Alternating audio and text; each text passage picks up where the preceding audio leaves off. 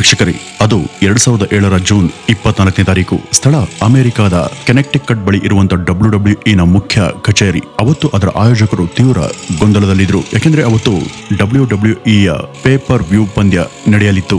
ಇಂಥ ಪಂದ್ಯಗಳು ಅಲ್ಲಿ ನಿತ್ಯ ನಡೀತಾನೆ ಇರ್ತವೆ. ವಿಷಯ ಅದಲ್ಲ, ಅವರ ಗೊಂದಲಕ್ಕೆ ಕಾರಣ ಬೇರೆನೇ ಇತ್ತು.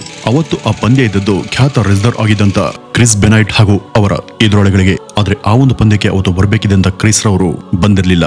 ಅವ್ರ ಮನೆಗೆ ಎಷ್ಟು ಸಲ ಕರೆ ಮಾಡಿದ್ರು ಕೂಡ ಅವರು ಸ್ಪಂದಿಸದೆ ಹೋದಾಗ WWE ಅಧಿಕಾರಿಗಳು ಸಹಜವಾಗಿಯೇ ಗಾಬರಿಯಾದ್ರು. ಈ ಕ್ರಿಸ್ ರವರು WWE ನಲ್ಲಿ ಒಬ್ಬ ರೆಪ್ಯೂಟೆಡ್ ರೆಸ್ಲರ್. ಅವರು ಈ ರೀತಿ ಯಾವತ್ತೂ ಕೂಡ ಮಾಡಿದವರಲ್ಲ. ಕರೆಗಳಿಗೆ ಅವರು ಪ್ರತಿಕ್ರಿಯೆ ಕೊಡ್ತಾ ಇಲ್ಲ ಅಂದ್ರೆ ಬೇರೆ ಏನೋ ಸಮಸ್ಯೆ ಉಂಟಾಗಿರಬೇಕು ಅಂತ ಕಾಳಜಿಯಲ್ಲಿ WWE ಕೆಲ ಅಫಿಷಿಯಲ್ಸ್ಗಳು ಹತ್ತಿರದ ಪೊಲೀಸ್ ಅವರಿಗೆ ತಕ್ಷಣ ಸುದ್ದಿಯನ್ನ ಮೂಡಿಸಿ ಜಾರ್ಜಿಯಾ ಬಳಿ ಇರುವಂತಹ ಕ್ರಿಸ್ ರವರ ನಿವಾಸಕ್ಕೆ ಹೋಗಿ ಅಲ್ಲೇನಾಗಿದೆ ಅಂತ ನೋಡೋದಕ್ಕೆ ವಿನಂತಿಸಿಕೊಂಡ್ರು. ಅದರಂತೆಯೇ ಹತ್ತಿರದ ಪೊಲೀಸರು ತಕ್ಷಣ ಕ್ರಿಸ್ ರವರ ಮನೆಗೆ ಬಂದಾಗ ಅದು ಒಳಗಿಂದ ಲಾಕ್ ಆಗಿತ್ತು. ಅವರು ಎಷ್ಟೇ ಕೂಗಿದ್ರು ಯಾರೂ ರೆಸ್ಪಾನ್ಸ್ ಮಾಡಲಿಲ್ಲ. ಆಗ ಖಚಿತವಾಗಿ ಏನೋ ತೊಂದರೆ ಉಂಟಾಗಿದೆ ಅಂತ ಅಂದ್ಕೊಂಡಂತ ಅವರು ಬೇರೆ ಮಾರ್ಗ ಇಲ್ಲದೆ ಆ ಮನೆಯ ಬಾಗಿಲನ್ನ ಒಡೆದು ಒಳ ಹೊಕ್ಕಾಗ ಅಲ್ಲಿ ಕಂಡಂತ ದೃಶ್ಯದಿಂದಾಗಿ ತಟಸ್ಥರಾಗಿ ನಿಂತಿದ್ರು.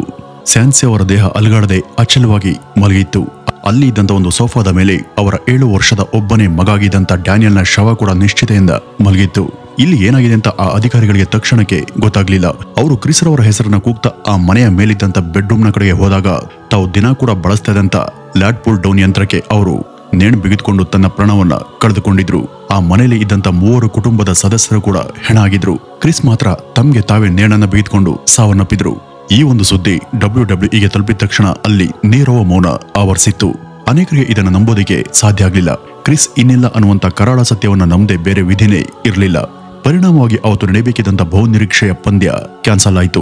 WWE ಮುಖ್ಯಸ್ಥರು ಕ್ರಿಸ್ ರವರ ಕೊನೆಯ ಸ್ಮರಣಾರ್ಥವಾಗಿ ಅವತ್ತು 3 ಗಂಟೆಗಳ ಒಂದು ವಿಡಿಯೋ ಕ್ಲಿಪ್ ಅನ್ನ ಪ್ರಕಟ ಮಾಡ್ತಾರೆ. ಅದರಲ್ಲಿ ಕ್ರಿಸ್ ರವರ ಹಿನ್ನೆಲೆಯ ಬದುಕು, ಅವರ ರೆಸ್ಲಿಂಗ್ ಜರ್ನಿ, ರೆಸ್ಲಿಂಗ್ ನಲ್ಲಿ ಅವರ ಸಾಧನೆ ಇವೆಲ್ಲದರ ಚರ್ಚೆ ನಡೀತು. ಇದೇ ವರ್ಷದ 19ನೇ ಜೂನ್ ನಲ್ಲಿ ಅವರ ಒಂದು ಪಂದ್ಯ ಟಿವಿಯಲ್ಲಿ ಏರ್ ಆಗಿತ್ತು. ಅಂದ್ರೆ ಆ ಒಂದು ದುರ್ಘಟನೆ ಆಗುವಂತ 4-5 ದಿನಗಳ ಮೊದಲು ಕ್ರಿಸ್ ಬೆನ್ವೈಟ್ ಕೊನೆ ಸಲ ರಿಂಗ್ ಮೇಲೆ ಬಂದದ್ದು ಅದೇ ಪಂದ್ಯದಲ್ಲಿ.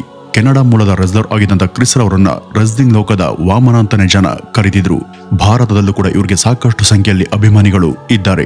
ಅವರ ಈ ಸಾವು ಮತ್ತು ಅವರ ಕುಟುಂಬದ ಈ ಸರಣಿ ಹತ್ಯೆ ಅವತ್ತಿಗೆ ರೆಸ್ಲಿಂಗ್ ನ ಲೋಕದಲ್ಲಿ ಒಂದು ಸಂಚಲನ ಸೃಷ್ಟಿ ಮಾಡಿತ್ತು. ವೀಕ್ಷಕರೇ, ರೆಸ್ಲಿಂಗ್ ಹಾಗೂ ಅದರ ಪಟುಗಳ ಬದುಕಿನ ದುರಂತ ಮತ್ತು ಕರಾಳ ಅಧ್ಯಾಯಕ್ಕೆ ಒಂದು ತಾಜಾ ಉದಾಹರಣೆಯಂತೆ ಇದ್ದಂತ ಈ ಒಂದು ಪ್ರಕರಣ ಈ ಕ್ಷೇತ್ರದ ಹಲವು ವಿಚಿತ್ರ ಸತ್ಯಗಳನ್ನ ಹೊರಹಾಕಿತ್ತು.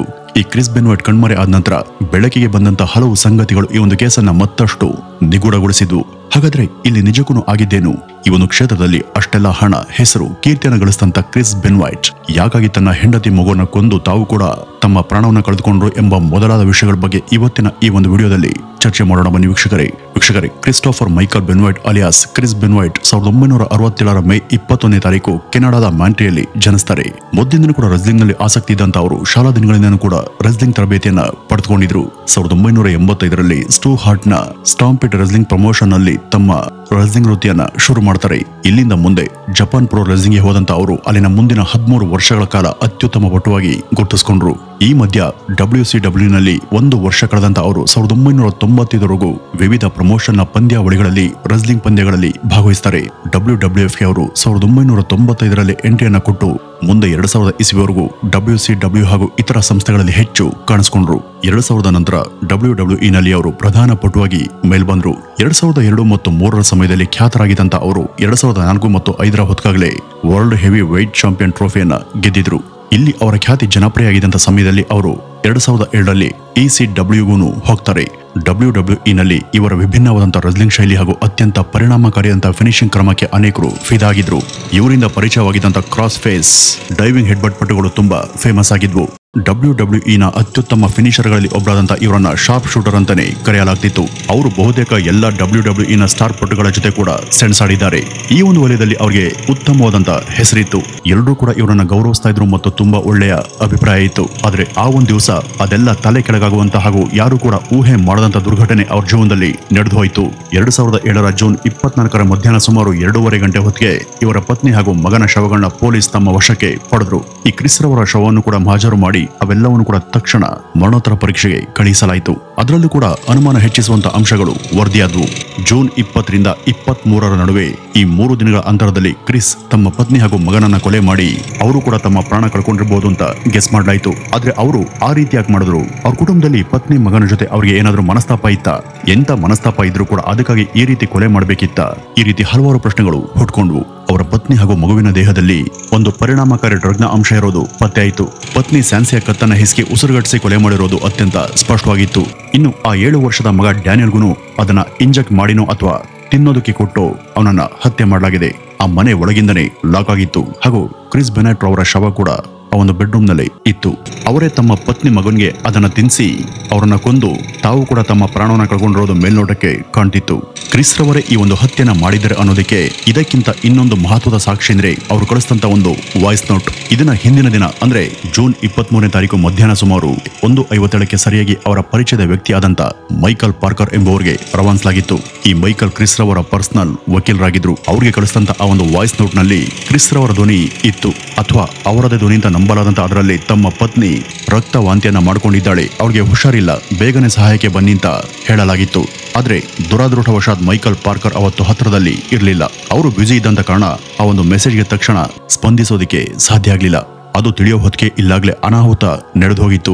ಈ ಕ್ರಿಸ್ ರವರ ದೇಹದಲ್ಲೂ ಕೂಡ ಆ ಒಂದು ಡ್ರಗ್ನ ಅಂಶ ಕಂಡು ಬಂದಿತ್ತು. ಹಾಗಾದ್ರೆ ಈ ಮಾರಕ ಮಾತ್ರೆಗಳು ಅವರ ದೇಹದಲ್ಲಿ ಹೇಗೆ ಹೋದ್ವು? ಕ್ರಿಸ್ ಏನಾದ್ರೂ ಇಂಥ ಕಾನೂನು ಬಾಹಿರ ಡ್ರಗ್ಗಳಿಗೆ ದಾಸರಾಗಿದ್ರ? ಅವರು ಒಬ್ಬ ರೆಸ್ಲರ್. ತಮ್ಮ ದೇಹದ ಸ್ಥಿರತೆ ಕಾಯ್ದುಕೊಳ್ಳುವಂತ ಸಲುವಾಗಿ ಅವರು ಹಲವು ಸಲ ಸ್ಟೆರಾಯ್ಡ್ ಹಾಗೂ ಪ್ರೋಟೀನ್ ಪೌಡರ್ಗಳನ್ನ ತೆಗೆದುಕೊಳ್ಳೋದು ಕಾಮನ್.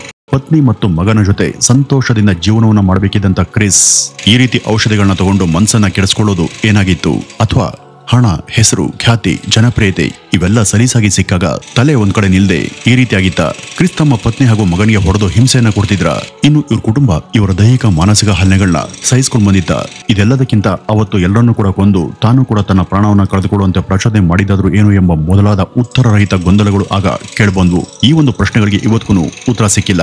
ಈ ಕ್ರಿಸ್ ಅವರ ಮರಣೋತ್ತರ ವರದಿಗಳಲ್ಲಿ ಒಂದಷ್ಟು ಸೂಕ್ಷ್ಮ ವಿಚಾರಗಳು ಹೊರಬಂದ್ವು. ಅವರ ಬ್ರೈನ್ ತುಂಬಾ ವೀಕ್ ಆಗಿತ್ತು. ಅದು 85 ವರ್ಷ ವಯಸ್ಸಿನ ಅಲ್ಜೈಮರ್ ರೋಗಿಯ ಮೆದುಳಿನಷ್ಟು ದುರ್ಬಲವಾಗಿತ್ತು ಎಂಬ ಆತಂಕಕಾರಿ ಸಂಗತಿಯನ್ನ ಅದು ಹೊರಹಾಕಿತ್ತು.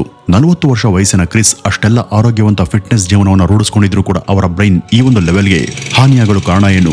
ಒಂದು, ಇದು ಅತಿಯಾದ ಆಲ್ಕೋಹಾಲ್ ಅಥವಾ ಮಾದಕ ವಸ್ತು ಸೇವನೆಯಿಂದ ಈ ರೀತಿಯಾಗುತ್ತೆ. ಅವು ಅತಿಯಾದಾಗ ಅವುಗಳ ಚಟವನ್ನು ಹತ್ತಿಸ್ಕೊಂಡಂತ ಆ ವ್ಯಕ್ತಿಗೆ ವಿಪರೀತ ಮಾನಸಿಕ ಒತ್ತಡ, ಗಾಬರಿ, ಗೊಂದಲ, ಕನ್ಫ್ಯೂಷನ್, ವಿಚಿತ್ರ ಭ್ರಮೆ, ಕೋಪ, ಖಿನ್ನತೆ, ತಲೆ ಸುತ್ತು, ಈ ರೀತಿಯ ಅನುಭವ ಮತ್ತು ಸಂಕಟ ಇದೆಲ್ಲ ಕೂಡ ಒಟ್ಟೊಟ್ಟಿಗೆ ಆಗುತ್ತೆ. ಇವೆಲ್ಲವೂ ಕೂಡ ಏಕಕಾಲಕ್ಕೆ ಉಂಟಾದರೆ ಆ ವ್ಯಕ್ತಿಯ ಮಾನಸಿಕ ಸ್ಥಿಮಿತತೆ ಯಾವ ರೇಂಜ್ಗೆ ಇರುತ್ತೆ ಅಂತ ನೀವೇ ಒಂದ್ಸಲ ಊಹೆ ಮಾಡ್ಕೊಳ್ಳಿ. ಕ್ರಿಸ್ ರವರ ಮೆದುಳಿನ ನರತಂತುಗಳು ನಿಗೂಢ ಕಾರಣಗಳಿಂದಾಗಿ ತುಂಬಾ ಘಾಸಿಯಾಗಿದ್ವು. ಅವು ಸರಿಯಾಗಿ ಕೆಲಸವನ್ನ ಮಾಡ್ತಿರ್ಲಿಲ್ಲ. ಇದನ್ನ ನಾರ್ಸಿಸಿಸಂ ರೋಗ ಅಂತಾನೂ ಕೂಡ ಕರೀತಾರೆ. ಅವರು ಬಹುಬೇಗ ಕೆರಳುತ್ತಾರೆ, ಕೋಪವನ್ನ ಮಾಡ್ಕೊಳ್ತಾರೆ, ಅಗ್ರೆಸಿವ್ ಆಗ್ತಾರೆ. ಎದುರಿಗೆ ಯಾರಿದ್ದಾರೆ, ನಾವೇನ್ ಮಾಡ್ತೀವಿ ಅಂತ ಕೂಡ ಗೊತ್ತಾಗೋದಿಲ್ಲ. ಆಗ ಅವರಿಂದ ಯಾವುದೇ ತರಹದ ಅಪಾಯ ಸಂಭವಿಸಬಹುದು. ಇಂಥದ್ದೇ ಸಮಸ್ಯೆಯಿಂದ ಹಲವು ಸಮಯದಿಂದ ಬಳಲಿದಂತ ಕ್ರಿಸ್ ಅವತ್ತು ಕೂಡ ಆ ಒಂದು ಸ್ಥಿತಿಯ ಒತ್ತಡಕ್ಕೆ ಸಿಲುಕಿ ಇಂಥ ಒಂದು ಕೃತ್ಯವನ್ನ ಮಾಡಿರಬಹುದು. ನಂತರ ಪತ್ನಿ ಮಗ ಸತ್ ಮೇಲೆ ಅದ್ರ ಬಳಿಕ ಅವರ ಒತ್ತಡ ಕಡಿಮೆಯಾಗಿ ವಾಸ್ತವದ ಅರಿವಾಗಿ ಅವರು ಕೂಡ ಇನ್ನು ನಾನಿರೋದು ಬೇಡ ಅಂತ ತಮ್ಮ ಪ್ರಾಣವನ್ನ ಕಳೆದುಕೊಂಡಿರಬಹುದು ಅಂತ ಪೊಲೀಸ್ ಈ ಒಂದು ಕೇಸ್ನಲ್ಲಿ ತಮ್ಮ ಅನಿಸಿಕೆಯನ್ನ ತಿಳಿಸಿದ್ರು. ಆದ್ರೆ ಇದು ಎಷ್ಟರ ಮಟ್ಟಿಗೆ ಸರಿ ಅನ್ನೋದು ಮಾತ್ರ ಗೊತ್ತಿಲ್ಲ.